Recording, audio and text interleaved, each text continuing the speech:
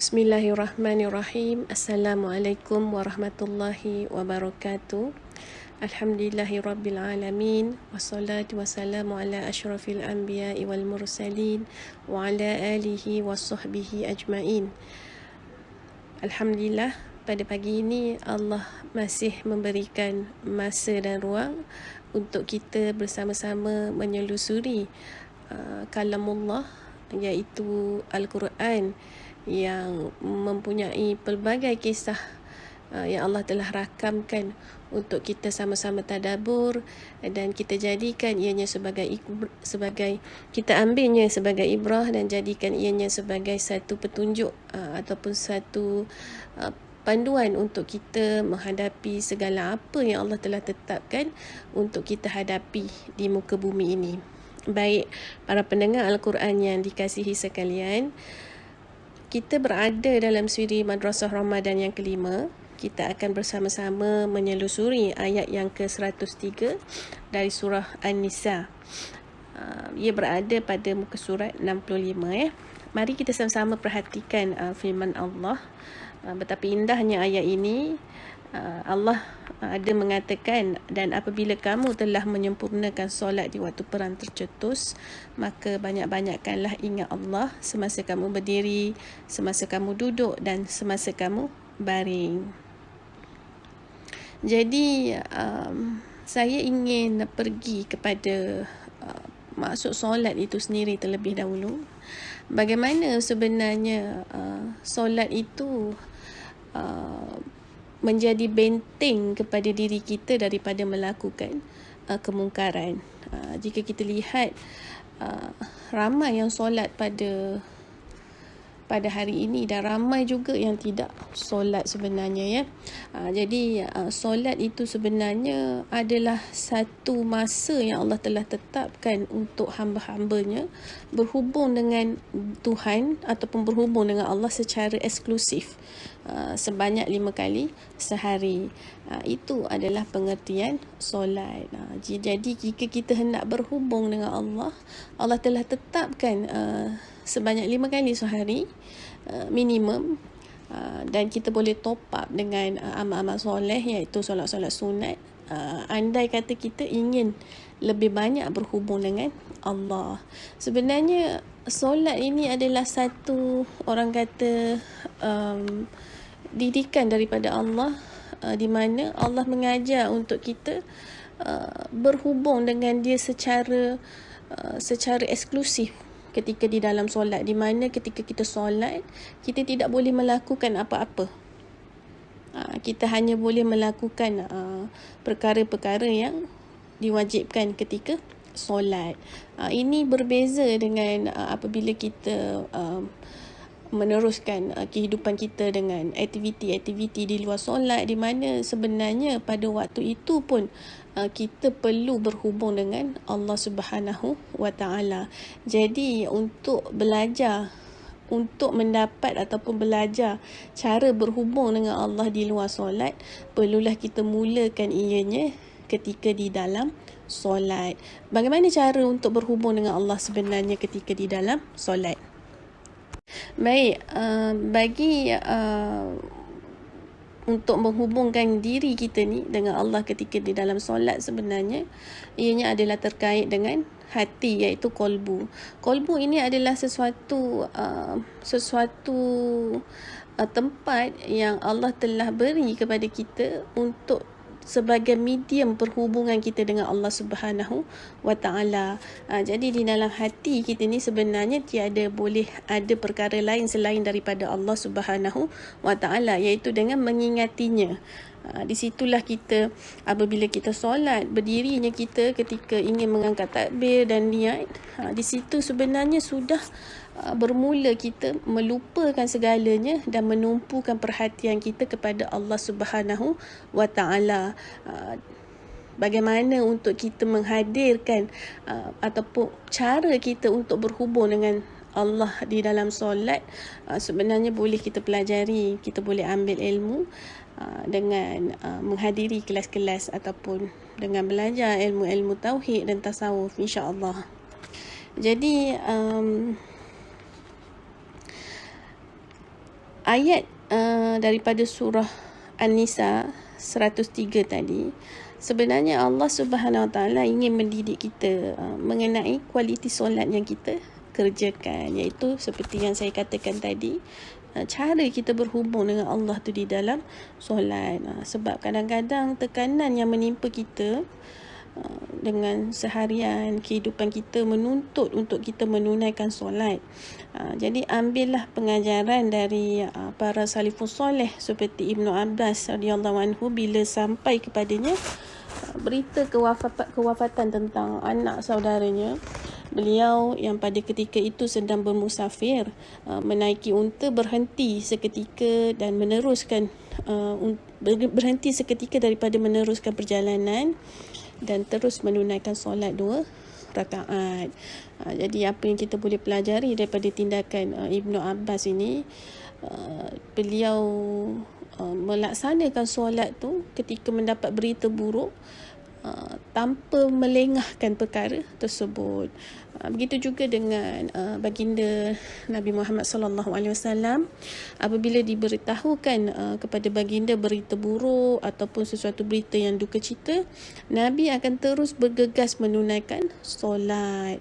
Jadi daripada dua penceritaan di atas ini, boleh kita renungkan diri kita dan tanya kepada diri kita, adakah solat kita ni sama seperti solat para salafus soleh dan solat baginda Nabi Muhammad SAW sendiri. Maksudnya, kalau kita mendengar sesuatu berita yang mengejutkan, berita buruk ataupun berita duka cita kan, adakah kita terus melaksanakan solat 2 rakaat tu, iaitu solat hajat? Kenapa kita perlu melaksanakan solat apabila kita mendapat sesuatu berita yang mengejutkan? Sebab kita nak memohon bantuan Allah.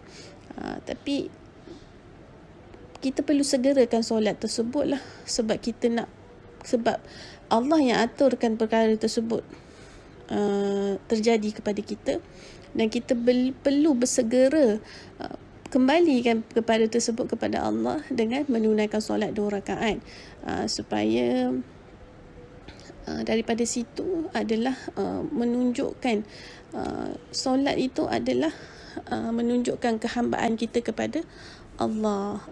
Ia menunjukkan seperti kita ni tidak ada apa-apa, kita tidak punya apa, dan sebagai hamba yang bukan memiliki apa pun, mungkin seperti Ibnu Abbas yang terjadi kepadanya, iaitu anak saudaranya wafat kan. Jadi ketika dia bergegas menunaikan solat tu, dia ingin mengatakan yang kepada Allah, yang ini semua adalah menunjukkan yang dia tidak boleh memiliki apa-apa. Anak saudaranya itu hanyalah sebagai pinjaman saja daripada Allah untuk dia. Jadi di situ Allah ingin menunjukkan yang kita ni seorang hamba, dan apabila seorang hamba diuji, perlulah seorang hamba itu segera berkembali kepada Allah Subhanahu Wa Taala dengan menunaikan solat 2 rakaat. Jadi para tetamu Ramadan yang dikasihi, bagaimana sebenarnya untuk kita memiliki ataupun memiliki rasa seperti Ibnu Abbas dan juga Nabi Muhammad SAW sendiri, apabila diberitakan dengan berita-berita yang buruk, mereka segera mengembalikan semuanya kepada Allah Subhanahu Wa Taala dengan menunaikan solat 2 rakaat. Bagaimana solat itu sendiri dapat membantu kita menghadapi segala perkara ataupun musibah yang buruk yang Allah telah tetapkan untuk kita hadapi. Ianya adalah terkait dengan perhubungan kita tu dengan Allah ketika di dalam solat. Bagaimana kita nak berhubung dengan Allah sebenarnya ketika di dalam solat? Baik, jadi untuk kita berhubung dengan Allah, kita sendiri kena memahami hakikat solat terlebih dahulu. Apabila kita mendirikan solat, sebenarnya ia adalah perhubungan di antara hamba dan Tuhannya, iaitu perhubungan diri kita sebagai seorang hamba dengan Allah Subhanahu wa Ta'ala. Jadi ketika di dalam solat, saat kita membuat takbiratul ihram, kita membaca Al-Fatihah dan segala perbuatan kita di dalam solat, kita rukuk, kita sujud, kita nampak segalanya adalah perbuatan Allah Subhanahu wa Ta'ala. Daripada kita mengangkat takbir, kita angkat je takbir Allahu Akbar tu, kita merasakan di dalam hati kita betapa Allah itu maha besar dan betapa kerdilnya kita sebenarnya. Kita ni kerdil, kita ni hamba yang hina. Kita tidak memiliki apa-apa. Even kita nak angkat tangan sekalipunnya, ianya adalah atas kudrah dan irada Allah, di atas kekuasaan dan kehendak Allah. Tanpa kekuasaan Allah dan kehendak Allah, kita tidak boleh mengangkat tangan kita untuk takbir. Dan lebih-lebih lagi kita menyedari apabila kita berdiri saja untuk mendirikan solat, ianya adalah atas kehendak rahmat Allah semata. Tanpa kehendak rahmat Allah, kita tidak terpilih pun untuk solat. Bukan daripada diri kita sendiri yang kita ni berniat untuk solat, kita yang paksa diri kita pun, ataupun kita ini baik kita solat. Bukan. Semuanya atas izin Allah, atas kehendak rahmat dia kita dapat solat. Kita kena sedar diri kita ni tiada apa-apa. Semuanya atas perbuatan Allah Subhanahu wa Ta'ala. Kita ni hanya pelaksana sahaja. Jadi apabila kita menghadirkan diri kita yang begitu ketika di dalam solat, maka tercetuslah diri seorang hamba yang merasakan diri dia rendah serendah-rendahnya, hina sehina-hinanya, tiada keupayaan apa-apa dan lemah selemahnya, dan hanya memandang dan menampakkan kebesaran Allah Subhanahu wa Ta'ala. Jadi kita berhubung di dalam kalbu kita begitu dengan Allah ketika kita solat. Kita mengakui, ya Allah, semua ini kalau tidak kehendak rahmat-Mu, aku tidak dapat menunaikan taat dan setia aku kepada Engkau. Aku lemah, ya Allah. Atas kudrah dan iradah-Mu, aku dapat menunaikan solat ini, ya Allah.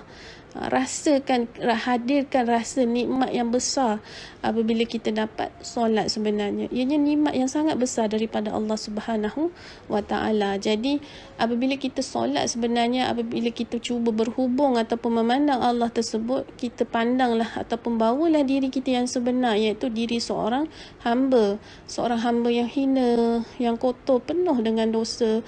Walaupun kita ni dalam keadaan berdosa, berhari-hari kita membuat dosa kan, seharian kita pasti membuat dosa, sama ada dosa itu nampak ataupun dosa yang lahir daripada sifat-sifat tercela daripada hati kita kan. Tetapi namun Allah tetap memberikan nikmat kepada kita dengan mentakdirkan kita solat, membuat kebaikan. Adakah itu bukan suatu nikmat yang besar? Besar kan? Rasakan betapa Allah itu Ar-Rahman, dia tu sifat Ar-Rahman itu meliputi kita ketika kita solat. Betapa pemurahnya Allah yang maha pemurah itu, tidak pernah orang kata memberikan kita peluang untuk kita membuat kebaikan, walaupun kita ini sentiasa lupa dekat dia, walaupun kita ini sentiasa ada sifat-sifat dosa kita, sifat-sifat tak baik kita kan. Rasakan semua tu, dan daripada rasa tersebut jadilah kita hamba yang sebenar-benarnya hamba ketika kita solat. Di situlah sebenarnya perhubungan yang terjadi antara seorang hamba dengan Tuhannya ketika di dalam solat. Jadi apabila kita membawa diri kita yang sebenar, kita nampak hakikat solat itu yang sebenar, jadi tidak ada masa untuk kita pergi ke ataupun memikirkan perkara-perkara yang lain selain daripada Allah Subhanahu Wa Taala ketika solat. Bayangkan kita ni tengah menunaikan perintah Allah yang Allah wajibkan ke atas kita untuk buat, iaitu solat. Dan di dalam solat sepatutnya kita berhubung dengan Allah dengan mengingatinya, tetapi malangnya kita mengingati perkara lain selain daripada Allah Subhanahu Wa Taala ketika di dalam solat. Bayangkan betapa teruk tak kita Kita boleh ingat kepada mana kunci kita letak. Kita boleh fikir apa masalah tak settle lagi dekat rumah ke, ataupun kita boleh fikir tadi anak-anak dah beri makan ke. Semua akan datang ketika di dalam solat. Jadi boleh bayangkan tak betapa munafiknya kita, diri kita ni, hati kita ni munafik dengan Allah. Boleh bayangkan tak sifat munafik kita itu keluar ketika di dalam solat. Allahu Akbar. Kita telah, orang kata apa, menduakan Allah tu dengan mengingati perkara selain daripadanya walaupun di dalam solat. Kalau di dalam solat kita boleh berbuat demikian, bayangkan keadaan kita ketika di luar solat. Lebih-lebih lagi lah teruk daripada itu. Kerana ketika di luar solat kita akan disibukkan dengan perkara-perkara dunia. Adakah kita mengingati Allah dengan setiap perkara yang kita buat ketika di luar solat? Dengan kesibukan kita, dengan urusan harian kita, dengan kerja kita, dengan anak-anak kita, dengan ujian nikmat Allah bagi, dengan ujian kesusahan. Adakah kita mengingati Allah seperti mana kita mengingatinya ketika di dalam solat? Jadi saya tinggalkan di situ persoalan yang besar, big question mark di situ, untuk kita sama-sama muhasabah diri, untuk kita sama-sama reflect diri, tanya diri kita bagaimana kualiti solat kita sehingga ke hari ini. Baik, para pendengar yang dikasihi, untuk kita mendapat kualiti solat seperti Ibnu Abbas dan baginda Rasulullah SAW sendiri, kerana apabila mereka ditimpa musibah, mereka segera melakukan solat kerana mereka sedar diri mereka seorang hamba, hanya hamba Allah Subhanahu Wa Taala. Jadi apabila Allah aturkan sesuatu perkara musibah terjadi kepada mereka, mereka segera untuk menghadap Tuhan mereka, iaitu Allah. Kerana mereka tahu mereka tidak memiliki apa-apa, semua itu adalah ketetapan Allah. Apa yang Allah dah telah tetapkan, berita buruk ataupun duka cita, itu adalah semuanya Allah sudah aturkan. Maka dengan rasa rendah dirinya, dengan diri yang hinanya, mereka memohon pertolongan Allah agar Allah memberi kekuatan kepada mereka. Dari situ, apabila kita menunaikan solat hajat kan, jadi kita mengharapkan Allah mengaturkan takdir itu menjadi lebih baik. Sesuatu musibah dan sesuatu perkara yang duka cita, sebenarnya apabila kita mengembalikan kepada Allah dengan memohon pertolongan, dengan mengingatkan diri kita ni hanya hamba, dan apabila kita seorang hamba, Allah berhak membuat apa sahaja ataupun Allah berhak untuk mengaturkan apa sahaja kepada kita. Jadi kita mintalah kepada yang mengatur takdir tadi agar takdir tersebut menjadi lebih baik. Jadi kita juga memohon agar Allah sudi untuk menyelahkan dan menonjolkan hikmah-hikmah yang terdapat di sebalik takdir yang buruk tadi. Jadi kita juga bergegas ketika berita sampai kan, kita solat kan, kita memohon agar Allah kekalkan diri kita ni sebagai hamba. Ujian ini terlalu berat. Ya, ujian musibah memang sangat berat. Ianya seperti batu, dihempap batu. Kadang-kadang ianya tiba-tiba sahaja. Semuanya dalam keadaan diberi nikmat, tiba-tiba Allah takdirkan kita terkena musibah. Ianya amat berat untuk kita lalui ya. Jadi laluilah dengan Allah yang Maha Kuat, supaya daripada situ Allah kurniakan kekuatannya kepada kita ni yang lemah ni, hamba yang lemah ni kan. Kita tidak memohon apa-apa, kita hanya memohon agar Allah memberikan kesabaran, sifat sabar dia dan sifat kuatnya kepada kita, agar sifat kuat sabar Allah Maha Sabar dan Allah Maha Kuat tu meliputi kita. Dan daripada situ kita menyaksikan bagaimana Allah menguruskan kembali musibah tersebut dan ianya menjadi lebih baik. Dan apabila keadaan menjadi lebih baik, daripada situ kita akan mula nampak satu demi satu hikmah ataupun rahmat yang terdapat di sebalik musibah tersebut. Jadi sebab itu di dalam Al-Quran Allah ada menyebut yang solat itu adalah seperti kita meminta pertolongan, dan solat juga tetapi kita perlu solat itu kita perlu minta sabar terlebih dahulu. Kalau sebaik saja berita buruk sampai kan, kita perlu perkara kenapa Allah kata bicarakan pentingnya solat ketika waktu dalam peperangan seperti dalam ayat 103 tadi. Sebab ketika dalam suasana peperangan akan sentiasa kita akan dapat ataupun akan didatangi dengan berita-berita yang mengejutkan dan mendukacitakan. Bayangkan dalam keadaan perang kan. Jadi Allah menekankan solat lah walaupun dalam suasana perang. Sebab itu ayat ini dalam konteks solat fardu, tetapi ianya solat khauf, iaitu ketika seseorang solat barisan pertama rukuk, barisan belakang dia tidak rukuk lagi lah. Dia ada kaedahnya supaya solat yang kita kerjakan ketika perang tu tidak mendedahkan diri kita kepada musuh. Jadi sebenarnya ayat ini sebenarnya mengajar kita, walaupun kita ni tidak bertempur seperti mana dalam bentuk peperangan yang sebenarnya kita berperang dengan fikiran kita. Bagaimana untuk kita mengawal fikiran kita ketika Allah kurniakan musibah ataupun sesuatu takdir yang buruk kepada kita.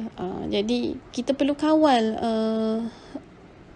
cara kita berfikir dan cara kita menerimanya sebelum ia merebak menjadi perkara yang lebih buruk, dengan menunaikan solat, dengan mengembalikan perkara tersebut kepada Allah Subhanahu wa Ta'ala.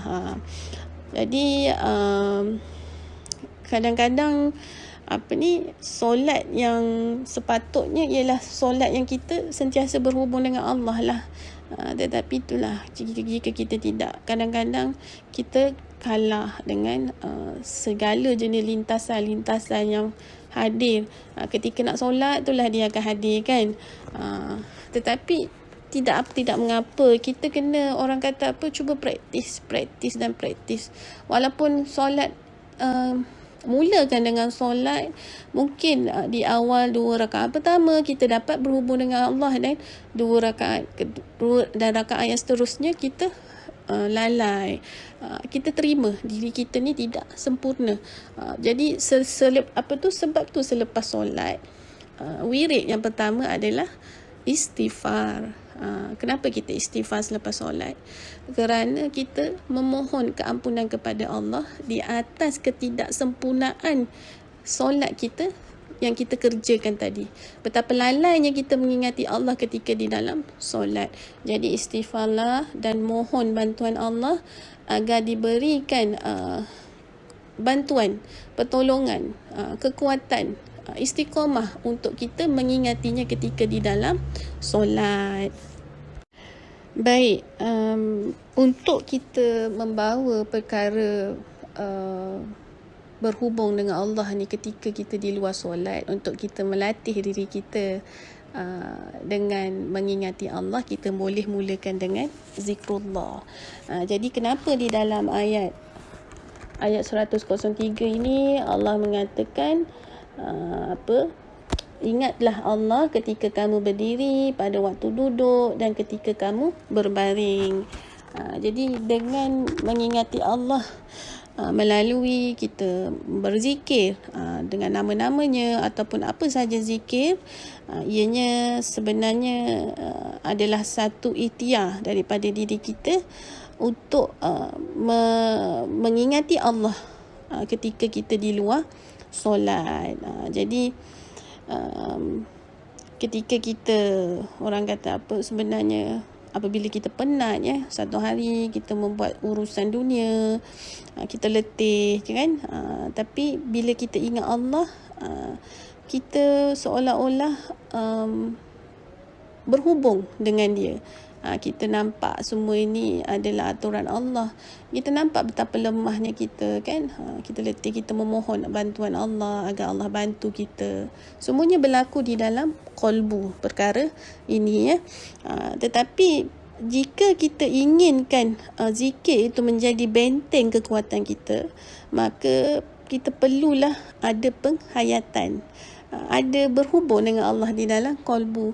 Zikir tu bukan saja hanya di bibir saja. Ia perlu jasad ataupun kita punya jasad, iaitu lidah kita berzikir, mengingati Allah, dan perlu membawa hati ataupun qalbu itu sekali berhubung dengan Allah. Kalau hanya membawa lisan saja, dia tidak akan terjadi. Perlu ada connection di dalam qalbu. Mengingati Allah, kita menyebut, contohnya kita menyebut nama Allah, ya. Seperti Ar-Rahman kan. Kita pun berzikir kan. Kita berzikir, kita di dalam hati kita merasakan ya Allah itu, kasih sayang dia tu meliputi kita. Seperti mana kita lihat, ya, kita berurusan satu hari kan, kita nampak Allah memudahkan urusan kita. Allah, walaupun dalam keadaan sesuatu perkara tu diberi sedikit kesusahan, tetapi Allah menghadirkan penyelesaian pada waktu tersebut. Kita nampak betapa kasih sayang Allah tu meliputi kita. Dan Allah yang maha mendengar tu sentiasa mendengar segala keluh kesah ataupun aduan kecemasan kita. Allah yang maha melihat tu, dia melihat segala-galanya yang berlaku kepada kita. Jadi dengan menyebut nama-nama Allah dan kita merasakan dalam kalbu kita Allah itu meliputi kita sentiasa, dan tidak pernah sekali pun Allah meninggalkan kita walau sesaat. Dari situ akan lahirlah kekuatan untuk kita menghadapi musibah. Jadi Allah mengajak kita ataupun mengajar kita dalam apa jua keadaan, solat fardu itu tidak boleh ditinggalkan, ya. Ya, mungkin kadang-kadang kita rasa fed up, bosan, bengang. Macam kita dah solat dah, banyak kali solat dah ni. Tapi kenapa still tak boleh atasi apa yang sedang kita hadapi tu? Kita, benda tu tak selesai, kita resah, kita gelisah. Solat tu sendiri tak memberi ketenangan kepada kita kan. Jadi ya, betul, ada setengah orang berkata ni sebab kau tak solat lah tu, sebab tu jadi macam tu kan. Jadi kita tidaklah mahu bercakap sebegitu kepada orang lain yang sedang menghadapi masalah kan. Jadi kita kena ada juga dalam orang kata apa, sisi manusiawi yang ada rasa care, ada rasa concern, ada rasa orang kata perlu menjaga hati. Jadi daripada kita bercakap perkara yang boleh membuatkan keadaan menjadi lebih teruk, baiklah kita berkongsi ilmu, memberikan penyelesaian bagaimana dan menampakkan diri dia bagaimana sebenarnya solat itu boleh menjadi benteng diri kita daripada melakukan kemungkaran, bagaimana solat itu boleh memberikan ketenangan kepada kita. Kita dedahkan ilmu kepada dia. Saya rasa itu adalah satu solusi yang terbaik lah, daripada kita menyalahkan orang kan, daripada kita orang kata memberikan beban kepada dia dengan tidak memberikan kata-kata yang positif kan. Daripada kita tidak tahu, kalau kita tidak tahu apa-apa, lebih baik berdiam diri. Jadi perkara tersebut terjadi kerana kita masih lagi resah, kita masih lagi gelisah. Kenapa solat itu tidak memberikan apa-apa kesan yang baik kepada hidup kita? Kenapa solat itu tidak mendatangkan buah hasil yang baik kepada diri kita, akhlak kita ataupun kehidupan kita sendiri? Dan kenapa solat itu sendiri Allah tidak memakbulkan doa kita? Jadi sebenarnya kita boleh cek solat kita terlebih dahulu. Apabila sesuatu perkara yang tidak baik ataupun dari sudut pandang kita kan, kita muhasabah diri kita. Jadi perkara checklist yang kita perlu orang kata apa, reflect adalah solat. Jadi kita boleh tanya diri kita, bagaimana ketika kita dalam solat, adakah kita mengingati Allah ataupun kita ada mengingati selain daripadanya? Jadi kalau kita tiada ilmu di situ, bagaimana nak mengingati Allah? Kita tiada ilmu kan. Maka tugas kita adalah mencari ilmu tersebut, dan apabila mendapat ilmu, kita praktikkan dan amalkan secara istiqamah. Kita perlu ingat bahawa diri kita ni adalah seorang hamba yang tidak sempurna. kita tidak sempurna dan kita akan ada melakukan kesilapan. Tetapi apabila kita melakukan kesilapan tersebut, kembalilah kepada Allah dengan memohon ampun dan taubat, dan mintalah pertolongan dan bantuannya serta kekuatannya agar Allah memberikan kita sesuatu kekuatan atau pertolongan untuk kita meneruskan praktis ataupun amalan tersebut secara istiqamah. Kita tidak berputus asa walaupun kita membuat kesilapan. Contohnya ketika di dalam solat kita tidak dapat mengingati Allah, daripada mungkin kita mengingati Allah pada permulaan sehingga pertengahan, dan ketika akhirnya kita leka dan lalai daripada mengingati Allah, maka di situ Allah nak menunjukkan betapa diri kita tidak sempurna. Jadi harapkanlah kepada Allah yang maha sempurna dengan minta maaf kepada dia. Kita beradab dengan dia, meminta maaf kan, sebab kita mengingati selain daripadanya ketika dalam solat dan kita tahu perkara tersebut Allah tidak suka. Jadi mohon ampun dan maaf kepada Allah dan mintalah, jadilah seperti seorang hamba yang tiada upaya, lemah selemah-lemahnya, kena merasakan diri kita begitu. Kalau tidak, kita tidak akan selama-lamanya, kita tidak akan dapat mengenal Allah. Jadi rasakan sebenar-benar diri ini seorang hamba. Jadilah serendah-rendah hamba yang kita boleh, dan mengakulah diri kita ni lemah, dan memintalah pertolongan kepada yang maha sempurna, yang maha kuat itu untuk membantu kita agar kita boleh perbaiki solat kita, kita boleh perbaiki cara berhubung dengan Allah ketika di dalam solat, dan akhirnya kita menjadi lebih baik pada masa akan datang. Dengan bantuan siapa? Dengan bantuan Allah. Tiada satu pun daripada kita. Daripada situ sebenarnya solat sebenarnya membuka sesuatu perkara bahawa diri kita, hakikat diri kita ini adalah tiada apa-apa. Kita tidak memiliki apa-apa, kita tidak memiliki keupayaan apa-apa. Kita hanyalah hamba Allah yang lemah. Selemah-lemahnya adalah kita yang hina, yang kotor, sebab kita sentiasa berdosa, membuat dosa. Kita ni jijik sebenarnya di sisi Allah. Jadi bawalah diri kita yang sebenar tersebut apabila ketika di dalam solat, dan rasakanlah rasakan yang Allah itu sentiasa meliputi kita, merasakan kebesaran Allah itu, merasakan kekerdilan kita ini ketika di dalam solat. Dan insya-Allah apa yang kita rasa ketika di dalam solat, kita cuba praktikkan ketika di luar solat. Dan apabila kita menghadapi sesuatu musibah, sesuatu keadaan yang agak tegang, kita bawa diri kita yang sebenar tu ke hadapan. Jadi kita nampak semua ni adalah aturan Allah.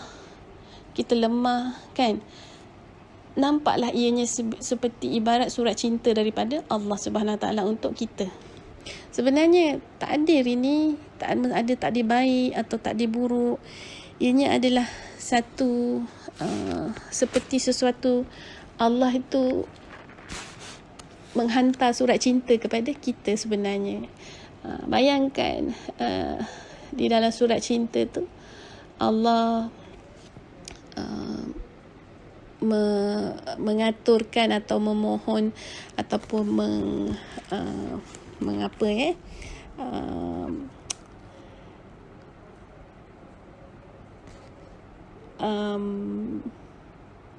mengaturkan dalam bentuk takdir lah, yang perlu kita laksanakan atau kita tempuh pada hari tersebut, dengan sesuatu permintaan daripada Allah di dalam surat cinta itu.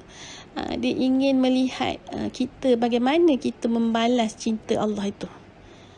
Adakah kita memberontak, kita menolak cinta dia, ataupun adakah kita dengan memberi kembali segalanya kepada Allah untuk dia uruskan. Apabila kita, Allah ni cinta dia sebenarnya, maksud cinta Allah ni adalah dia nak kita sedar diri kita ni hamba, dan dia nak kita harapkan dia sahaja, dia nak kita nampak dia sahaja. Tiada makhluk, tiada yang lain, hanya dia sahaja. Itu sebenarnya penceritaan cinta Allah. Jika kita berjaya menjadi seperti yang kita perlu jadi, maka surat cinta yang diberikan kepada Allah kepada kita itu, maknanya kita menyambut kembalilah cinta Allah tersebut. Tapi bayangkan kalau kita tidak mendambakan Allah untuk menguruskan semuanya, kan, kita tak kembali kepada Allah, kan, kita tidak menjadi diri kita yang sebenar sebagai seorang hamba. Kita tidak merayu, kita tidak merengek dengan Allah ketika Allah beri surat cinta tersebut. Sebab di dalam surat cinta tu tertulis sama ada ianya takdir baik ataupun takdir buruk. Jadi setiap takdir tu ada caranya untuk kita respon. Kita perlu tahu cara respon. Dengan Allah ni begitu. Jika kita tahu bagaimana untuk respon kepada setiap ayat-ayat cinta ataupun takdir yang Allah berikan kepada kita, insya-Allah kita akan merasakan kasih sayang itu. Allah akan membalas cinta tu nanti dengan menunjukkan segala limpahan kurniaan dia, limpahan rahmat dia. Kita akan merasakan Allah itu sentiasa di sisi kita. Jadi solat adalah salah satu orang kata perkara yang Allah berikan, kurniakan kepada kita sebagai satu tempat untuk kita berhubung dengan Allah dan mengingatinya ketika di dalam solat. Apabila kuat perhubungan kita dengan Allah ketika di dalam solat, maka insya-Allah ketika di luar solat pun begitulah perhubungan kita dengan Allah Subhanahu wa taala. Jadi dambakanlah dan sambutlah cinta daripada Allah, daripada surat-surat cinta yang diberikan kepada kita dengan mengharapkan bantuannya dan pertolongannya, dan semua itu hanya daripadanya. Dalam rengekan kita dan rayuan kita ketika kita berdoa kepada Allah Subhanahu wa taala, mulakan dengan mendirikan solat, dengan merasakan dalam diri kita ini kita hanyalah seorang hamba, rasakan diri kita hina ketika di dalam solat, nampak semua perbuatan Allah daripada mula kita takbir sehingga selesai kita punya solat dengan memberi salam, ianya semuanya aturan Allah. Dan dengan rahmat dia kita dapat mendirikan solat, rasakan kebesaran dia, rasakan kekerdilan kita. Nampak sebenarnya kalau kita pergi mendalam lagi tentang tauhid, kita akan mula belajar sifat Allah, iaitu Allah ini sifat dia hayat, sifat dia berkalam. Jadi dengan sifat hayat dia tu sebenarnya jantung kita berdegup. Dengan sifat hayat itu kita dapat berdiri kerana kita masih ada nyawa, ada roh di dalam jasad. Betapa sebenarnya kita tiada apa-apa. Sifat Allah tu meliputi kita. Dengan sifat ilmu dia, sifat dia yang ilmu itu adalah milik dia, kita dapat, orang kata apa, mengetahui bacaan Fatihah ataupun doa-doa memuji-muji dia ketika di dalam solat. Dengan sifat dia yang berkalam itu kita dapat berkata-kata. Daripada ilmu tu kita dapat fasih membaca Al-Fatihah, membaca doa-doa yang lain dan memuji-muji dia ketika di dalam solat. Cuba bayangkan daripada awal sehingga akhir tiada satu pun milik kita. Semuanya atas rahmat, kehendak rahmatnya kita dapat mendirikan solat tersebut dengan sifat hayatnya, sifat qalamnya, sifat basar dia. Banyak sebenarnya kalau kita mendalami ilmu tauhid dan tasawuf, kita dapat melihat sendiri betapa Allah itu sentiasa dengan kita, sentiasa meliputi kita, tidak pernah meninggalkan kita walaupun sesaat.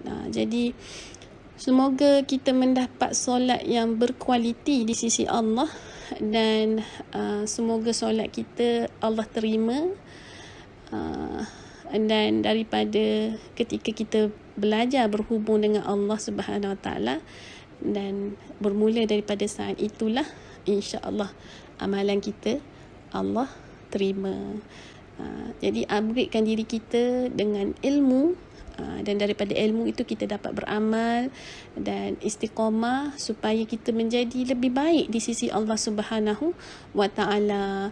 Jadi saya harap perkongsian ini sempena Ramadan yang kelima ini dapat kita sama-sama mengambil ibrah daripada ayat 103, betapa pentingnya solat di dalam hidup kita, dan ianya sesuailah dengan tajuk, iaitu solat akan menguatkanmu. Jadi barakallahu fikum. Saya tutup sharing saya pada hari ini dengan tasbih kifarah dan surah Wal-As. Assalamualaikum warahmatullahi wabarakatuh.